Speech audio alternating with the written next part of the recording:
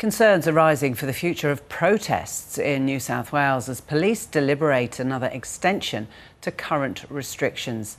The emergency laws have been in place since the Bondi terror attack back in December, but Civil Liberties experts have been critical of them. I'm joined here in the studio by Tim Roberts, President of the New South Wales Council for Civil Liberties. Hi there, Tim. Thanks for coming in. Thank you for having me. What is your major concern with this new legislation? Well, the laws we're talking about here are a broad discretion for the Police Commissioner to basically decide what protests can and can't be authorised. And that is to say are protected from the intervention of police powers. There's a very broad chilling effect with that sort of police oversight and discretion that we're worried about, and we're really calling on the Commissioner to not extend the powers, and we're still pressing that the New South Wales Premier sees sense and winds these laws back. Do you agree though, Tim, that in the light of the awful attack in Bondi that there did need to be some restrictions on mass gatherings? Well, I don't really. I think there's a link that's been made by this government between the protests that we saw, the peaceful protests we saw through Sydney, and the Bondi attack. The two are not linked, and those who try to connect them, I think, are doing so in bad faith. We have democratic rights of assembly and speech, which is what we're talking about when we're talking about protest.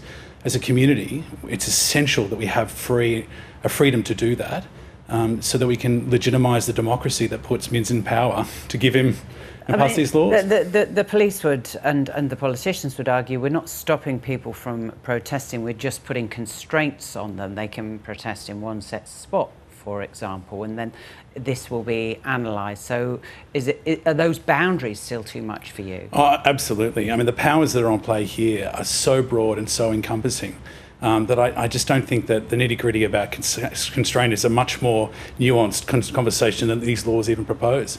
The Police Commissioner has a right to extend without limit at his own discretion for 3 months to ban any authorisation of protest in very unrestricted areas. So that's... Presumably he's taking guidance though. No, he doesn't. He said it in the last police conference. I don't have to consult with anyone about this. This is his Does he power. have to give reasons? No, he just has the power. The Mins government has just given him this power. Now, Malian is probably a fantastic operational leader of the police, but I think he's distracted from that role when he's taking on a political conversation and a political task about banning protests. And we're talking about all protests. We're in the shadow of the Australia Day and likely Invasion Day conversation that's going to happen here. And he has actually said that there won't be infringements on protests for that day. Which is fantastic, but who is the Police Commissioner to say they can or can't happen at all? That's our question. I don't want to be looking to the report every 2 weeks to see what our police commissioner says. That's not how our democracy works. We have that freedom, and I quite frankly think he's infringed upon it. What would you like to see happen? Well, I'd like to see him in this moment, because he's been given powers that he shouldn't have, show the discretion and not extend. To use the legislation says he can choose not to extend. I'd like to see him do that. I think it's a show of good faith to the community with the conversations that are happening. The global conversations around Venezuela and other things have moved on. So there's demonstrations that are happening now. There's groups in the community that should be free to ask police for authorisation and assembly, and we're better for it as a community. There's also the question, Tim, of how these events, both historically and I guess in the future, are policed, because different protest events are policed differently, aren't they? And he is the man that's deciding that. And we see it, and that I think is one of the other concerns. I want a police force that is focused on keeping us safe, and I think their role is undermined in that if we've got people really questioning how they're responding to some protests over others. We want to see the even hand of the law, and I think what we're seeing, unfortunately, at least colloquially, is some protests like the Palestine action groups and representations seeing a lot more police presence, a lot more scrutiny, whereas others not so much. I think even the fact that we're having that question, that conversation, is a distraction from what police should be doing. And I think the community's better served when they're focused on just that. After the Bondi terror attack, it was generally believed that something needed to be done to curb the wave of anti-Semitism.